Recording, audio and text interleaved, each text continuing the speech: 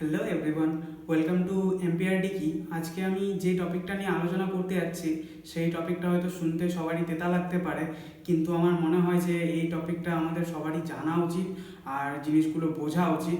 তার জন্য আমি তোমাদের সবার সঙ্গে শেয়ার করছি। অ্যাকচুয়ালি ব্যাপারটা হচ্ছে, আমরা সবাই ভাবি যে আমাদের নিজের জীবনকে আমরা নিজেরা কন্ট্রোল করছি, এখানে অন্য কারো হাত নেই। কিন্তু এটা টোটালি একটা ইলুশন। আমাদের জীবনটা, পুরো জীবনটাকে একটা থার্ড পার্টি বা কর্পোরেট সিস্টেম বলা যেতে পারে, তারা আমাদের জীবনটাকে কন্ট্রোল করে চলছে। আর আমরা এই জিনিসটাকে বুঝতে পারছি, জানতে পারছি, তারপরেও আমরা সবাই চুপ থাকছি। আমি একটা এক্সাম্পল দিচ্ছি। ভাবো যে কোনো একটা ক্লাস আছে, সেই ক্লাসে 100 জন স্টুডেন্ট আছে। একটা টিচার এসে বললো প্রত্যেকজনের জন্য একটা করে চকলেট আছে, মানে 100টা চকলেট আছে। ক্লাসের 10 জন স্টুডেন্ট গিয়ে 70টা চকলেট নিয়ে নিল। এখন বাকি পড়ে থাকে কত? 90 জন স্টুডেন্ট আর 30টা চকলেট।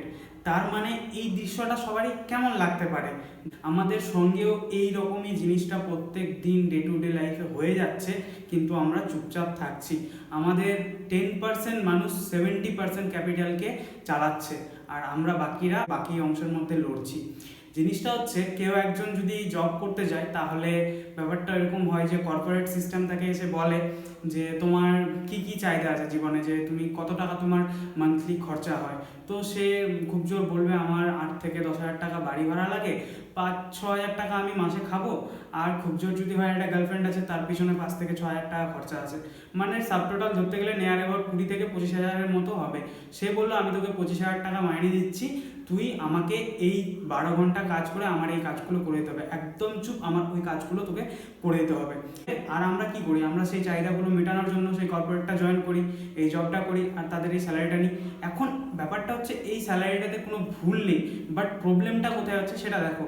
আমরা যারা কলকাতায় থাকি বা আরও বিভিন্ন যারা বড় বড় টাউনে থাকে, তারাও হয়তো দেখেছে যে যে লোকাল ট্রেনগুলো যায়, লোকাল ট্রেনগুলোতে যে লোকগুলো জব করতে যায়, আসার সময় ট্রেনে যারা ফিরে আসে তাদের একবার মুখটা দেখবে, আর দেখে ভাববে যে হ্যাঁ, জিনিসগুলো কি হচ্ছে, তাদের লাইফের সঙ্গে অ্যাকচুয়ালি কি ঘটে চলেছে। তারা মানুষ তো কম, তারা নিজেকে ভুলে গিয়ে একটা মেশিনে পরিণত হয়েছে।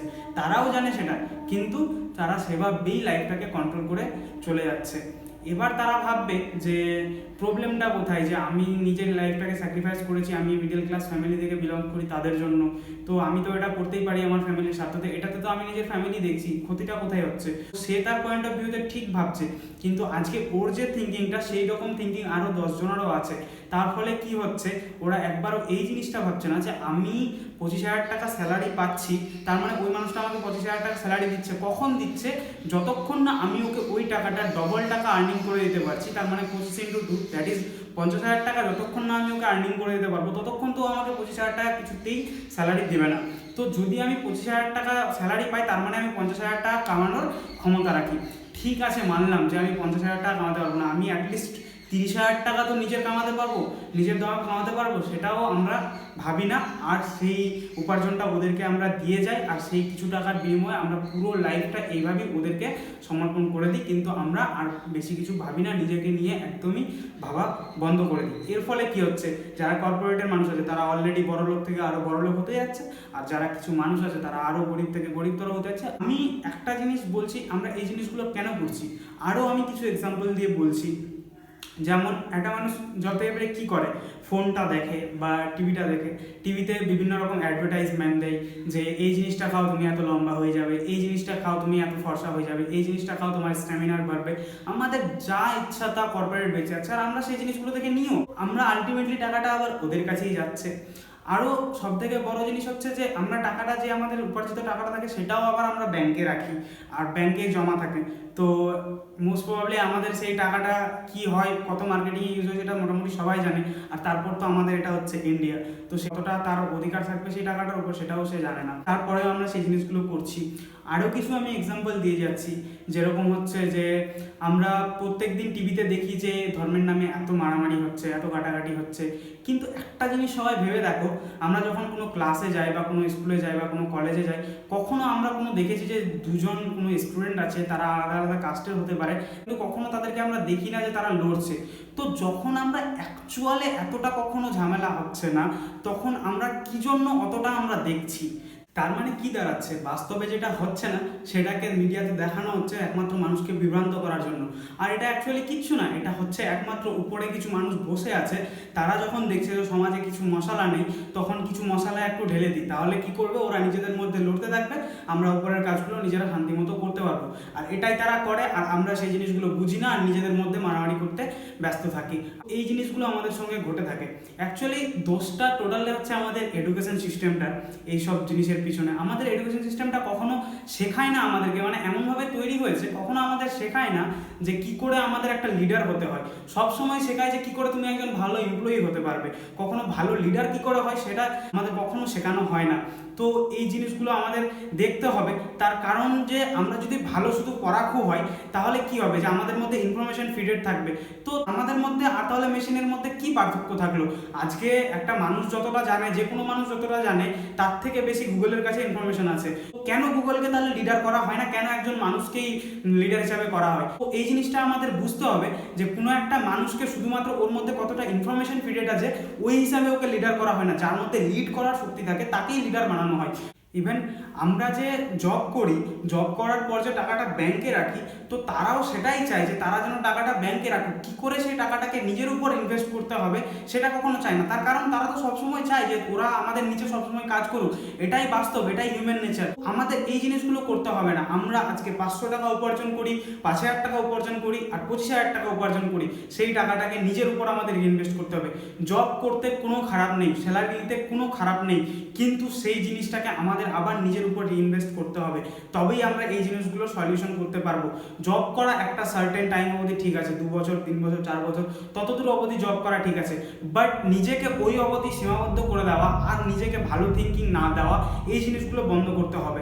না তো সারা জীবন আমাদের এরকমই চলে যাবে, কিন্তু কেউ কিছু করতে পারবে না। বড়লোক আরো বড়লোক হতে থাকবে, গরিব মানুষ আরো গরিব হতে থাকবে। তবে হ্যাঁ, এখনো কিছু ড্রিম জব আছে যেই সব জবকে মানুষ ভালোবাসে আর মানুষ নিজের স্বেচ্ছায় করে, নিজের অইচ্ছাকৃত করে না। তো সেই জবগুলো যদি তোমাদের ইচ্ছা থাকে তো অবশ্যই তোমরা করতে পারো, বাট নিজের জীবনকে স্যাক্রিফাইস করে জব করার কোনো মানে হয় না। তোমরা তার থেকে ভালো নিজের কিছু করতে পারো।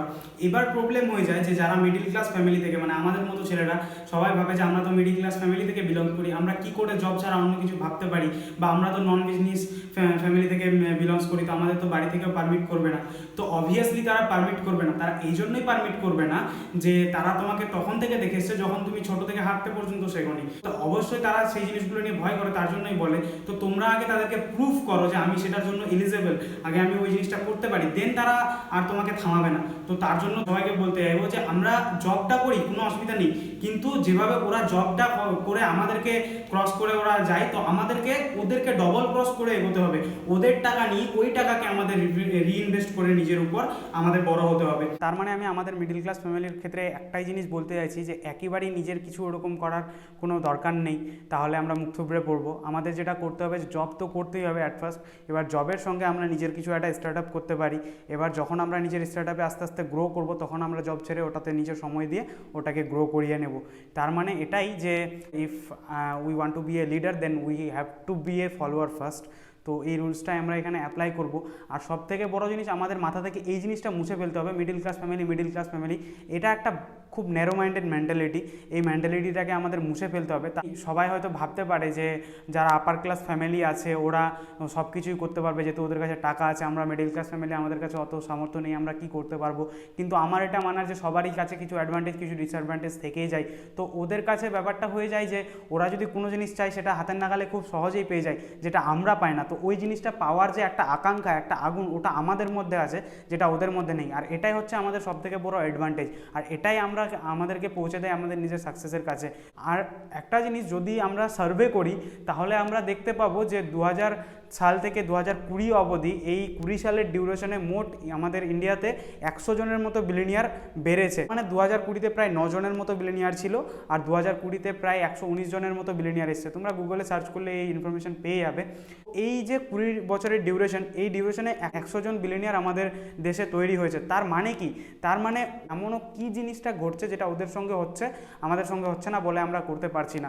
তার মধ্যে একটা মোস্ট প্রবাবলি পয়েন্ট যেটা আমি বলে দিচ্ছি সেটা হচ্ছে ইন্টারনেট। আর এক্সাম্পল এক্সাম্পল আমিও দিয়ে দিচ্ছি। তার এক্সাম্পল হচ্ছে যে খাওয়ার লোক আগে দিকে ছিল আর রেস্টুরেন্টও আগে দিকে ছিল। ওরা কি করলো, দুটাকে সাম আপ করার জন্য একটা প্ল্যাটফর্ম নিয়ে আসলো বা কিছু সফটওয়্যার নিয়ে আসলো, যার জন্য ওদেরকে কম্বাইন করে দিল। তারপর টিচার আগে দিকে ছিল, স্টুডেন্টও আগে দিকে ছিল, ওদেরকে একসঙ্গে পড়াশোনা ডিসকাস করার জন্য প্ল্যাটফর্ম বানিয়ে দিল, যার জন্য ওরা একসঙ্গে পড়াশোনা করতে পারলো ডিস্টেন্সের থেকেও। তো এইভাবে ওরা বিভিন্ন রকম ওদের বিজনেসগুলো গ্রো করছে। এই জায়গাগুলো থেকে আমরা এখনও অনেকটা দূরে অবস্থান করি, এই জায়গাগুলো আমাদের আরও বেশি করে জানতে হবে। আর একটা জিনিস যে আমাদের দেশের জিডিপি নিয়ে অনেকবার অনেক বিতর্ক হয়। তো আমি একটা জিনিস বলতে চাইবো যে আমাদের জিডিপি কী করে বের করা হয়। আমাদের জিডিপি মেনলি বের করা হয় যে যত রকম আমাদের ইনকাম আছে তাকে পুরোপুরি একটা জনসংখ্যা দিয়ে যদি ডিভাইড করে দেওয়া যায় তাহলে একটা জিডিপি চলে আসে। আরও অনেক রকম ফ্যাক্টর ম্যাটার করে, আমি সেটা জানি, বাট এটাই মেনলি একটা ফ্যাক্টর ম্যাটার করে। তো আমি একটা জিনিস বলছি, যদি উপরের মানুষগুলো আরও অনেক বেশি কামাতে থাকে আর নিচের মানুষগুলো গরিব হতে থাকে, তো ওই ক্ষেত্রেও তো গড়টা তো সেমই থাকবে। তো এখানে জিডিপিটা তো সরার তো কোনো ব্যাপারই আসে না। তো এখানে জিডিপি দেখে পার পার্সেন্ট যে ইনকামটা ওটা নির্ধার করার মানে বোকামি হয়ে যাবে একটা, ওটা করা একদমই উচিত নয়। আমাদের এখানে দেখতে হবে যে অ্যাকচুয়াল পার পার্সেন্ট কত করে ইনকাম করছে, সেই দিকটা মাথায় রাখতে হবে। আর আমি তখন থেকে বলছি যে মিডিল ক্লাস আর আপার ক্লাসের মধ্যে ডিস্টেন্সটা যেটা আছে ওটা বেড়েই যাচ্ছে, আর এটার ফলে অসুবিধা হচ্ছে। অ্যাকচুয়াল অসুবিধাটা কী, এটা হয়ে যাওয়ার ফলে প্রবলেমটা কী? এটা একটাই জিনিস যে সবাই হয়তো ফিল করতে পারবে, যেখানে মিডিল ক্লাস আর আপার ক্লাসের ডিস্টেন্সটা যত বেশি সেখানে ক্রাইম সিন তত বেশি, সেখানে আমাদের নেক্সট জেনারেশনের বিগড়ে যাওয়ার সম্ভাবনাও তত বেশি। তার রিজনে একটাই যে আমাদের মিডিল ক্লাস কখনো আপার ক্লাসকে বিশ্বাস করতে পারে না, আর আপার ক্লাসের প্রবলেম হচ্ছে ওরা কখনো মিডিল ক্লাসকে তাদের সঙ্গে আসতে দেয় না। তো এই রকম মেন্টালিটিগুলো থেকে গেলে কিছুতেই গ্রো করা একসঙ্গে সম্ভব না। এই ছিল আজকের আলোচনার মতো কিছু জিনিস, অনেক কিছুই আজকে বললাম, কেউ জ্ঞান হিসাবে কিছু নিও না। আমার আজকে এই যে টোটাল সব জিনিসগুলো কথাগুলো বলা ছিল, এই জিনিসগুলো হচ্ছে আমার টোটাল কিছু এক্সপিরিয়েন্স বাস্তবে থেকে আর কিছু ইন্সপিরেশন পাওয়া বিভিন্ন জায়গা থেকে, সেই জিনিসগুলো শেয়ার করলাম। তোমাদের কেমন লাগলো জানিও, কারো যদি কোনো খারাপ লেগে থাকে সেটাও অ্যাপ্রিসিয়েট করো আমার সঙ্গে। দেখা হচ্ছে আমাদের আবার নেক্সট ভিডিওতে। Till then stay home, stay safe, see you in the next one.